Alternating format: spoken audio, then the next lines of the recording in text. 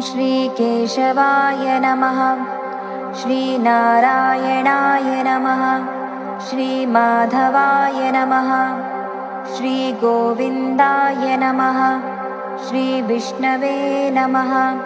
श्रीमधुसूदनाय नमः।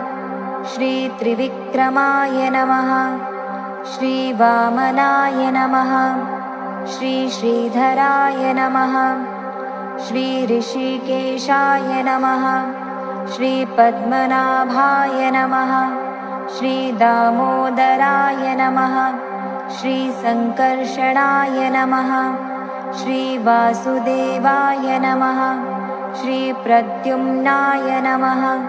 श्री अनिरुद्धाय नमः। श्रीपुरुषोत्तमाय नमः। श्री अधोक्षजाय नमः। श्रीनरसिंहाय नमः। श्री अच्युताय नमः। श्रीजनार्दनाय नमः। श्री उपेन्द्राय नमः। श्रीहरये नमः। श्रीकृष्णाय नमः। इति श्रीकृष्णचतुर्विंशतिनामावलिः सम्पूर्णः।